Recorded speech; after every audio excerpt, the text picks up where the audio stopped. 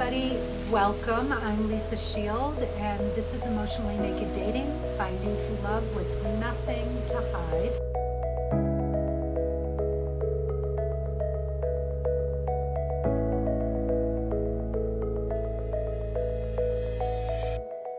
I am sitting out in my garden on a beautiful Sunday afternoon at the end of March, and it is absolutely gorgeous outside here.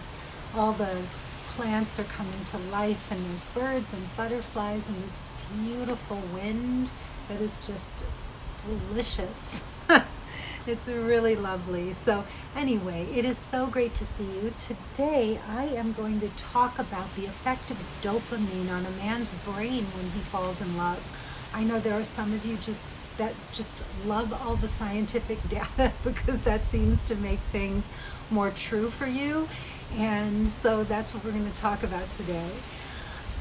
Now, when a man's falling in love, right, he gets a rush of dopamine in his brain. And I'm just going to read you something that I printed out from the internet because it's really good. It says increased dopamine is associated with motivation, reward, and goal-directed behavior. Hence, the drive to pursue your loved one or create them in fantasy if you can't be with them. Dopamine also creates a sense of novelty. Your loved one seems exciting, special, and unique to you, and you want to tell the world about all her special qualities, right? So they even call it the feel-good neurotransmitter. Wow, that's some powerful stuff, if you ask me. Anyway, so, women and men both feel a rise in dopamine when we're really turned on by somebody or excited about someone. But you have to consider this. When a man is excited about you, right, and you rush into sex with him, he gets what's called a dopamine drop.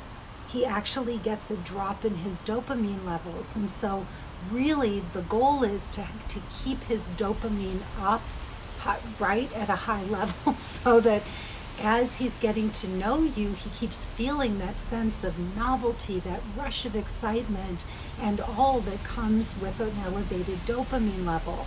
If you have sex with him right away, he experiences a dopamine drop, which his brain then starts to associate with you, and he can lose his passion for you very quickly, right? This also happens for women, but it happens a lot for men. And many men will tell you it doesn't matter if you have sex right away. It doesn't affect the way they feel and look at you. Well, they may not look down on you because you had sex quickly, but the truth is there's an actual biochemical reaction that happens for many, many men when they're lusting after a woman, they're really hot for her, and then they get that itch scratched, and then the dopamine drops and they lose interest. So it's very real. And I know today so many men are pushing for sex right away. I know it's getting harder and harder to say no, but I talk so much about this because this was my go-to thing. I used to just think, I'm a modern woman. If I want sex, I can have sex. And it really was my predominant way of relating and connecting with a man. And what I found was it was not leading me to what I really wanted. And the men were losing interest. I'd sleep with them and I'd be like, wait a minute, I gave you the ultimate thing. I gave you sex and you don't want to see me again? Like, what's even up with that? Well, a lot of the guys cut it off because they knew they had this drop in dopamine and they never really got to know me, and it was over before it even started. And so I did have to cut out sex. I just decided that I didn't plan it this way. It was not my agenda, but I really stopped having sex for just about a year before I actually, maybe even longer if I think about it. But it was a good long time, and I just knew that it was not healthy and that there had to be a better way, another way of really connecting with a man and sustaining that connection long enough for us to really build a bond before we jumped into bed.